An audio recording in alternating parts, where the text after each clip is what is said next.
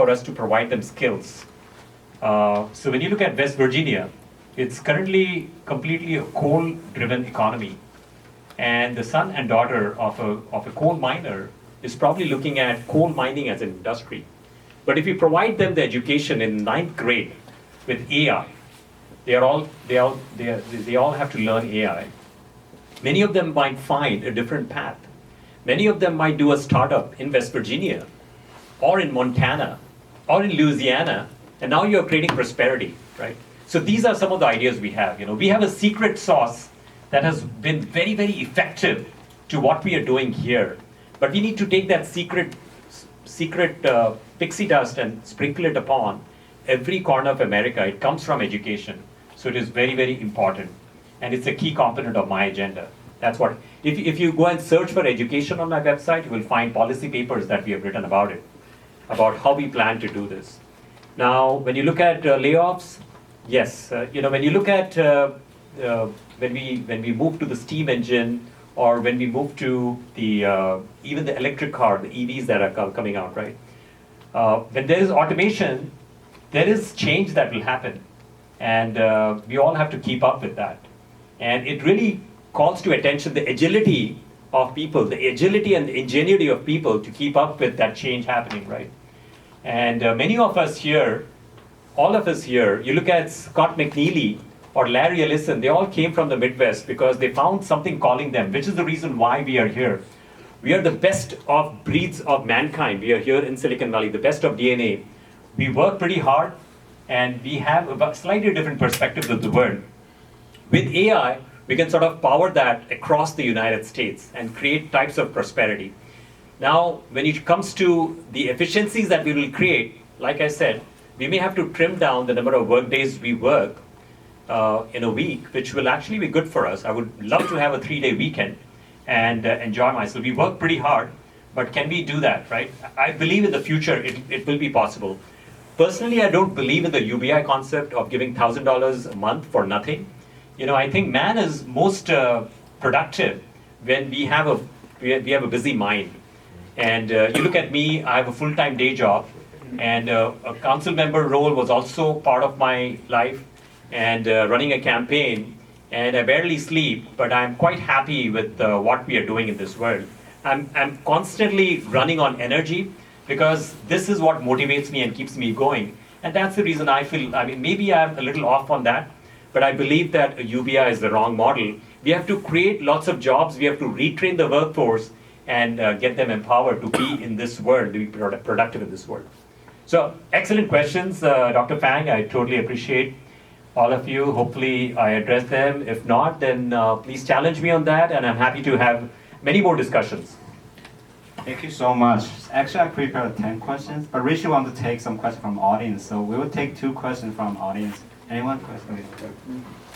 So regarding UBI, what about people that are disabled or unable to work? Because currently state disability is very bad, and we have, most homeless people end up homeless because they're disabled and can't work. So what do you think about that? Yes, absolutely. So we have a policy for this one on our website. We have to treat them slightly differently because they don't have that ability that some of us may have in this world. And when you look at homelessness, for example, so please go and do a search on our website. And the homelessness program, for example, there are 2 major components of it, which is mental illness, which is also drug problems. And we have to address them, which comes from funding, and we need to make sure that we are able to address these challenges. But many times I see this, that the funding is sort of, you throw money at the problem. The city of San Jose has spent millions and millions of dollars, but then you see they turned motels into hotels, motels into shelters for the homeless, and then they didn't have a funding model. Now you have roach-infested motels and toilets backing up. So I feel the public sector is sometimes deluded in terms of how they run these programs. So yes, it's important for us to help these individuals out, but I think we can do it slightly differently, where we can actually be of help. Throwing money at the problem is not something that I really promote. let's talk a little bit about crime. One of the things that we did in the city of Saratoga, as a council member, we dropped burglaries by 50%. I'm the only candidate in this race who's actually dropped burglaries. And people said, Rishi, why don't you increase funding by 3 times? And let's get we have outsourced our sheriff services, just like Cupertino, to Santa Clara County. It's the Santa Clara County Sheriff Department that provides the service. I don't believe throwing money at the problem. What we did was, we had over 100 neighborhood meetings talking about the fact that we have a crime problem. Our crime had doubled over 5 years. And we engaged lots of neighborhood leaders. In conversations like this, Dr. Fang, he's got a gift of the gab. So then Dr. Fang would become the neighborhood leader, because I'm like, you rally the troops and let's work together to make this neighborhood safer. And we did this across 70 neighborhoods. We put surveillance cameras. Many of the neighborhoods said, we agree, let's put cameras. Now we are putting ALPR cameras, license plate readers, which actually flags stolen cars that when they drive into Saratoga. Initially, it was just me doing it. And my wife, Seema, she works for Juniper Network. She's a EE from Colombia. So she helps me out. And sometimes she doesn't want to do it, but she does. And slowly it caught fire, because people started reaching out and said, Rishi, I want to have a neighborhood meeting. So we launched over 70 neighborhood watch programs, and the burglaries went down by 50%. So I believe that yes, folks need help, but it has to be done right. And we can actually apply AI as an opportunity to finesse the model and make it actually work for these folks who need the help in society. Hopefully I addressed your question. Okay, one last question from left side.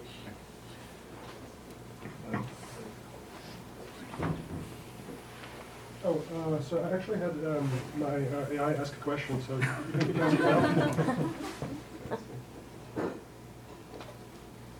Sure thing. Here goes. Would you rather fight a horse-sized duck or 100 duck-sized horses? I'll be eagerly awaiting the response. Which one? I didn't quite hear it properly. Would you rather fight one horse-sized duck or 100 duck-sized horses? I would go with one. Only one, okay, perfect. That's a tricky choice, isn't it? On the one hand... Was that agreeable to? We'll find out. What did the AI vote? Thanks, Rich, for amazing speech, and also recommendations for how to deploy AI technology in different sectors. But I'm interested to know, as everybody is developing AI technology, is there any plan for AI regulation in place that to allow the society run smoothly and fairly across the country? Thanks. Thank you. Yes, the question of regulation. And we touched a little bit upon it with Scott Wiener's bill that he has proposed. And, regulation has to be done right. That's the most important thing. I've seen the White House, Biden has rolled out an AI policy framework. How many of you have seen that? And it's a starting point, but I don't think so that's the end game. We can do a lot better. And I think we have to look at how the algorithms of the social media algorithms, how it created a lot of unrest and emotional sickness amongst people. So similarly, I think we have to create, when we talk about the AI department, the Food and Drug Administration and AI Administration Department, bringing the best of thought leaders. Now, I have some ideas on this, but I'm not the expert, probably. I'm not the expert. I would much rather have professors, industry innovators like Dr. Fang, and then even like high school students, college students across the country collaborating to make sure that we are building a right framework of innovation with respect to AI, such that the innovation will happen unhindered with a set of guardrails. When you go bowling, there are guardrails sometimes. I need those guardrails to make sure I knock down all the pins, right? So similarly, we need to have a simple set of guardrails, not too complicated, but to make it easier for innovation to flourish and for something evil to not happen. Singularity is a big problem that we have. Singularity, and when do we get there? People say it might take 2 years, it might take 5 years or 10 years. What about a kill switch? Those are things, these are complex problems that we will not find solution like right here. But it's important to think in that context and make sure that we have good, robust framework of rolling that out. Great question. So the Compass program exhibited bias as it was looking at parole recommendations. If you deploy AI-based solutions, especially for government policy, how do you avoid these sort of issues coming in where there's hidden effects of the model that discriminate against people? Bias has to be completely eliminated. So this is part of the algorithm that we have to create, right? We have to remove the biases. And over time, right now the model is not perfect because sometimes, I've experimented with these different AI, generative AI platforms. I've experimented and garbage in, garbage out, or rather, even if you have good data in, you get garbage out, right? So it's not perfect yet. But the thing is, over time, it will get better and better as long as we have a good foundation of algorithms along with good set of guardrails. So anyway, that's my short answer. It's not perfect right now, but I believe in 5 years, it'll be exponentially better compared to what we have today. In a capitalist society, how do you ensure all the efficiency, or not all, but at least some of the efficiency, goes back to us and not be captured by like the FANG companies? Yeah, that's a good point. And that's a tough one because when you look at Google, when they came out with the search engine that was harnessed by billions of people, they have benefited from that. And I feel, okay, here's my take, right? Okay, here is my take. So I think Silicon Valley tech needs to have a conscience. And if you go and search for this one on my website, you will find an article I've written on this one. And because I think we are driven by profits, we are driven by investors, we are driven by venture capital investors who basically want to leverage the funding that they have provided and get a return on that, right? But at the same time, I think we need to think of the world as, when I look at a public servant, I'm trying to do good in this world.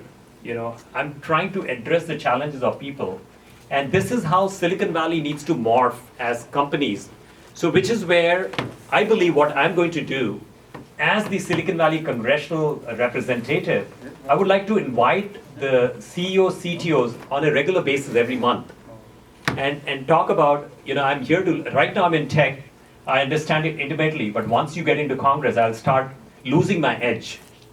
I would like to be educated, but also more importantly, providing feedback to them that, hey, this is not right what's happening. Can we tweak it? Because if you don't tweak it, if you don't make it right, then the hammer of Uncle Sam falls on your head, right? Why do we want to do that? Tweak the model before it gets there. So I believe if Silicon Valley tech develops a conscience, then we will work in the interest of the public good. And Mark Zuckerberg wouldn't have to get up and stand there in Congress and have to apologize to a bunch of families sitting behind him. It went viral worldwide for that. Why does Mark Zuckerberg? Why did he even approach it from such a manner, right? So that's a short answer. Yeah. So I had a question related to K-12 education. So in Palo Alto or the rest of the schools, the teachers are unsure of what to do with the new AI coming to the schools. A, there's lack of education. B, on one hand, students are, especially neurodiverse students, are actually thriving with AI apps. And when parents requested the teachers or school district, like, this is a language-related child, this is the data the child started speaking with your AI app and with the help of whatever, right? So they actually bought data. But the school doesn't know what to do. So I was thinking, how broad or is this problem? Is that what you see in the school districts? And what's your stance with respect to AI in K-12, especially with teacher training, embracing the new tech and all that? Yep. And it goes back to what I was referencing earlier. We need to have AI incorporated as part of the California Department of Education program. When we are doing computer science education from K to 12, we should add elements of AI. We should talk about ethics. And we should also train our teachers, because as part of the computer science curriculum, Our teachers are getting trained. Many of them, they are science teachers, biology teachers, but they're also learning computer science. So I think our education is a laggard when it comes to these types of opportunities for teachers. And students will jump like right ahead, right? Students are really fast. They are young minds. They are like a sponge. They will pick it up and they will start harnessing it for creating efficiencies in their own life. The teachers have to understand this as well, but the teachers are really not a problem. The problem is with the Department of Education. The problem is with our federal government in terms of how we are encouraging this type of behavior, or making corrections, or providing the right type of funding for different states to embark upon these types of programs. Anyway, yeah. Okay, before we take the last question, yeah. Okay. Excellent. So what about in terms of like misinformation, disinformation? Because you talk about AI and algorithms and stuff like that, but it's more than that, because it's okay. So you can report misinformation, that are related to, like, let's say, national security issues. But if the trust and safety people are deciding, maybe the algorithms will flag it. But I'm seeing on some of the platforms, there is known misinformation that repeatedly, it just does not get removed. And that's something that I'm very concerned about, because it's, okay, so there's AI, but at the end of the day, there's still the decision makers at the top who get to decide the ethics. So what do you think about that? Is there anything that you think that we could be doing, or should maybe the tech, if they say they're going to stop misinformation, actually be held accountable? If the trust and safety people, if they're biased and they're not flagging things the way they should be. Yes. So when power is concentrated with a few people, it can likely be misused, and we have seen some of that. And how do we fix that? It's a tough problem. You could say that let's look at the government large language model that I referenced in the past. But even the government, people say that I cannot trust my government. I do not want my data to be out there in managed by governmental resources. It's a tough problem. So to some extent, if we are able to guide these large language models with a set of guardrails that prevents this type of transgression and evil things can happen with AI. But we have to ensure that the right type of guardrails are implemented and sort of regulatory framework that will prevent these types of things. So when you look at Twitter, for example, Elon Musk has you might post something, but immediately it triggers and says that, okay, this is not right, this is flawed information, right? So we should be doing something very similar. What I've talked about is from a standpoint of social media platforms. You could actually leverage AI as a tool to ensure that an emotionally sick child